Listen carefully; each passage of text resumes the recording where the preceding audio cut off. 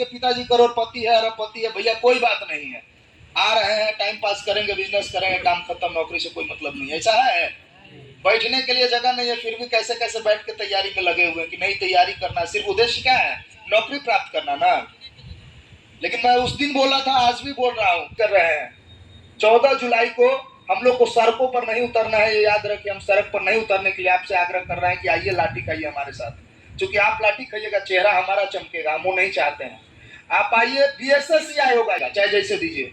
छठा मांग, नियमित कैलेंडर जारी कीजिए और परीक्षा के डेट से लेकर नियुक्ति का डेट निर्धारित होना चाहिए। जब चुनाव डेट पर हो सकता है, अभी बांकेपुर का चुनाव की घोषणा हो चुका है। 30 तारीख का इलेक्शन, 3 तारीख को रिजल्ट और 4 या 5 तारीख को शपथ भी हो जाएगा। ठीक है, जब वो हो सकता है तो हमारा क्यों नहीं निश्चित हो सकता है? 3 साल क्यों? क्योंकि हम पर नहीं उतरना है। आप लोग को मैं बार बार आग्रह कर रहा हूँ कि सड़कों पर हम लोग को नहीं उतरना है। हम लोग लाठी खाने के लिए नहीं जन्मे हुए हैं। ठीक है, आप लोग को एक बात बताइए, सर जो है ठीक है अपना दायित्व का निर्वहन कर रहे हैं, बहुत अच्छी बात है। यहाँ पर जितने लोग बैठे हुए हैं, चाहे बहनें बैठी हुए हैं, चाहे भाई, कोई भी मंत्री, विधायक या कोई बिजनेसमैन का बेटा नहीं है। सब गरीब किसान का बेटा है, मजदूर का बेटा है, तभी जो है खुले छत के नीचे बैठ के तैयारी कर रहे हैं। आप लोग गलत बोल रहे हैं तो बोलिए, नहीं ना? ऐसा नहीं ना कि किसी के पिताजी करोड़पति है, अरबपति है, भैया कोई बात नहीं है। आ रहे हैं, टाइम पास करेंगे, बिजनेस करेंगे, काम खत्म, नौकरी से कोई मतलब नहीं है। ऐसा है, बैठने के लिए जगह नहीं है, फिर भी कैसे कैसे बैठ के तैयारी में लगे हुए हैं कि नहीं तैयारी करना, सिर्फ उद्देश्य क्या है, नौकरी प्राप्त करना ना। लेकिन मैं उस दिन बोला था, आज भी बोल रहा हूँ कि चोर चौधरी का बार बार कह रहा हूँ कि राज्य है, यहाँ पर आपके भविष्य का चोरी कर दिया जाएगा और आप देखते रह जाइएगा, पता भी नहीं चलेगा। अरे अब तो जगो। आप लोग बहुत डॉक्टर राम मनोहर लोहिया को पढ़े होंगे, वसीम बरेलवी साहब को पढ़े होंगे। उन्होंने कहा था कि वसूलों पर आँच आ जाए तो टकराना जरूरी है, अगर जिंदा हो तो जिंदा नजर आना जरूरी है। कैसे होगा?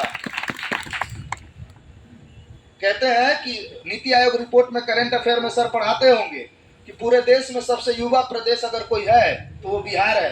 54% युवा है बिहार में। लेकिन युवाओं की स्थिति ऐसे है कि वो अपने हक और अधिकार के लिए लड़ाई नहीं लड़ सकते हैं। लेकिन वही 2 शिक्षकों की जब लड़ाई होगी ना, तो 10,000 बच्चा गांधी मैदान में जुट जाएगा। ये हम लोगों ने अपने आंखों से देखा है। देखा है कि नहीं देखा है?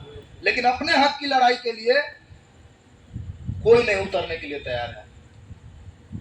हम भी एक शिक्षक हैं, हम भी एक स्टूडेंट है, पढ़ाते भी हैं, पढ़ते भी हैं। फिर भी मेरा घर कहाँ पर है आपको बता दूं, ये मीठापुर में है, पोस्टल पार्क में। वहां से चल के हम यहाँ आते हैं, 70 जाते हैं। किस लिए जाते हैं? हमको कोई नेता बनने का शौक है? नेता बनना रहेगा, कोई पार्टी ज्वाइन कर लेंगे भैया, झंडा उठाएंगे, जिंदाबाद करेंगे, मुर्दाबाद करेंगे। आपके लिए सिर्फ इसलिए आ रहे हैं कि व्यवस्था परिवर्तन तब होगा जब आप जगेंगे। देखिए, आधी आबादी है, ये लोग बैठी हुई हैं, आधी आबादी का नेतृत्व कहती है कि हमको आधा हिस्सा चाहिए, लेकिन लाठी का आधा डंडा नहीं लेंगे शरीर पर। क्यों? अरे भैया लगेगा चोट तो मरने लगेंगे। पता है ना, दत्तक पुत्र को पीठ पे बांध कर रानी लक्ष्मीबाई ने 1857 की क्रांति में दिखा दिया था कि महिला मर्दानी होती है, महिला महिला नहीं होती है। वो चीज देखने की आवश्यकता है, करने की आवश्यकता है।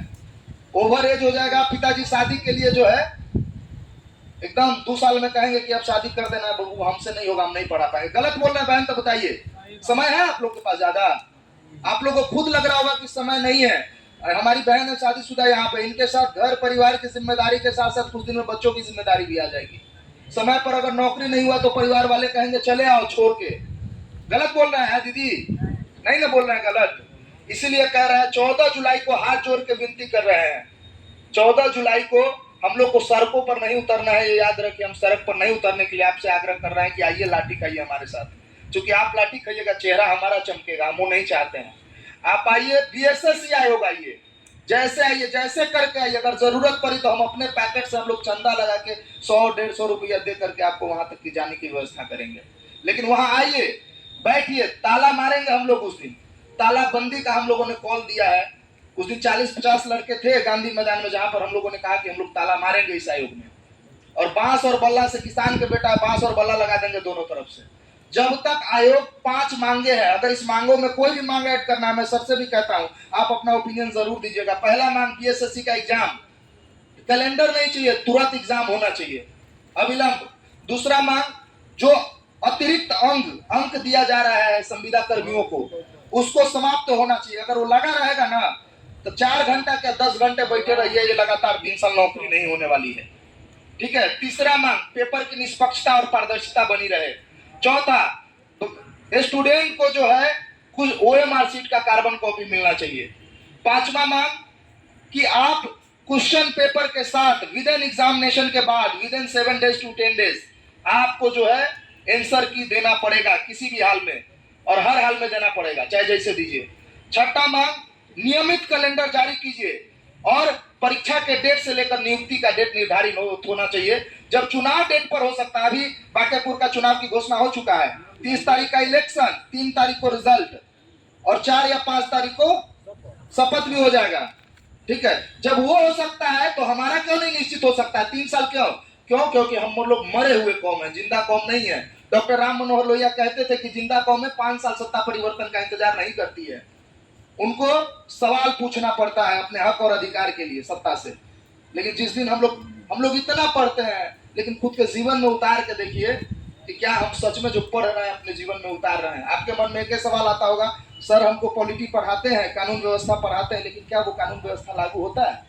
नहीं लागू होता है, कोई दिक्कत नहीं, लेकिन हम लागू कौन करवाएगा? क्या वो निकम्मे मंत्री विधायक करवाएंगे जो आपके वोट लेकर के बैठे हुए हैं? नहीं करवाएंगे। आपको करना पड़ेगा, आपको चढ़ के करना पड़ेगा, डर पैदा करना पड़ेगा। मैं उस दिन कह रहा हूं, फिर भी आज मैं हाथ जोड़ने आया हूं आप लोगों से। कल बैनर पोस्टर हम लोग चिपका देंगे हर जगह। हाथ जोड़ के कह रहे भैया अपनी लड़ाई है आपकी। 14 जुलाई को कुछ भी हो, बुखार हो, सर दर्द हो, पेट दर्द हो, भाई हॉस्पिटल के बेड पे हो, वो ठीक हो जाएगा, ईश्वर करे वो ठीक हो जाएगा। लेकिन ये निकम्मी व्यवस्था जो 3 सालों से आपका भविष्य मार रहा है, वो अगर उस पर धक्का नहीं दीजिएगा तो ये ठीक नहीं हो जाएगा। एक बार हाथ उठा के बस बोल दीजिए कि आप लोग 14 जुलाई को आने के लिए तैयार। देखिए, अगर दिल करे तो ही हाथ उठाना है, नहीं जाने की इच्छा हो तो कोई जबरदस्ती नहीं है। कहते हैं अधिकारों की लड़ाई में निमंत्रण नहीं भेजे जाते हैं, व्यक्ति स्वयं चल के जाता है। अगर मन करे तो ही हाथ उठाना है, नहीं तो नहीं, कोई जबरदस्ती नहीं है। हम 10 लोग भी जाके इतना वादा रखते हैं कि ताला मार के आएंगे, वादा करते हैं आप लोग से। आपकी हक की लड़ाई हम लड़ रहे हैं, लड़ेंगे, लेकिन उम्मीद ये करते हैं कि आप अपने हक की लड़ाई में आप भी चले।